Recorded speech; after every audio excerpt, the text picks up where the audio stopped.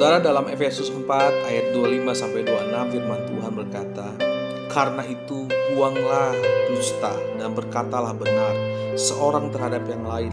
Karena kita adalah sesama anggota. Apabila kamu menjadi marah, janganlah kamu berbuat dosa. Janganlah matahari terbenam sebelum padam amarahmu."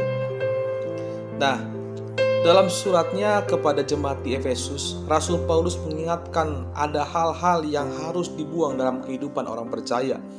Di antaranya adalah yang pertama kita pelajari dusta.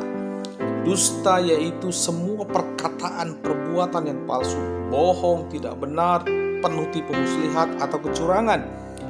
Sebagai pengikut Kristus, kita harus membuang jauh-jauh dusta. Tuhan menghendaki kita untuk berkata benar dan berlaku benar, hidup sesuai dengan firman Tuhan. Ketahuilah, saudara, bahwa dusta adalah pekerjaan iblis. Alkitab menyatakan dalam Yohanes 8 ayat 44, "Ia adalah pembunuh manusia sejak semula dan tidak hidup dalam kebenaran, sebab di dalam Dia tidak ada kebenaran. Apabila ia berkata dusta, ia berkata atas kehendaknya sendiri, sebab ia adalah pendusta dan bapa segala dusta." Teman-teman, maukah kita disebut anak-anak iblis? Kalau tidak mau disebut anak-anak iblis, berhentilah untuk berkata dusta. Adalah sebuah keharusan bagi setiap orang percaya untuk menyatakan kebenaran, sebab status kita adalah orang-orang yang telah dibenarkan oleh darah Kristus. Nah, poin yang kedua, kita pelajari tentang marah. Sering kali dijumpai banyak orang Kristen gampang sekali marah, emosinya meledak-ledak. Memang Alkitab tidak pernah mencatat kita tidak boleh marah, tetapi Efesus tadi ayat 26-27, "Apabila kamu menjadi marah, janganlah kamu berbuat dosa. Janganlah matahari terbenam sebelum padam amarahmu, dan jangan beri kesempatan kepada iblis."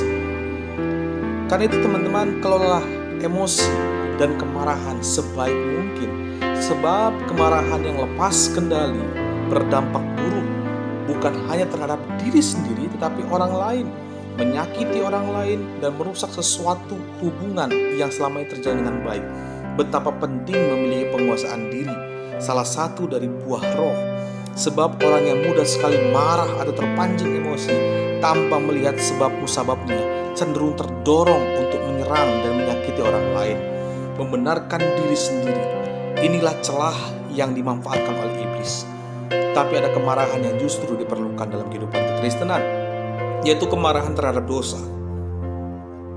Kemarahan ini yang bersifat menegur, memperingatkan sebagai tanda kita tidak mau berkompromi dengan dosa. Ini adalah marah yang benar. Ingatlah, dusta dan kemarahan yang tidak terkendali adalah dua hal penting yang harus kita buang dalam kehidupan kita sebagai orang percaya. Kiranya Tuhan memberkati kita semua.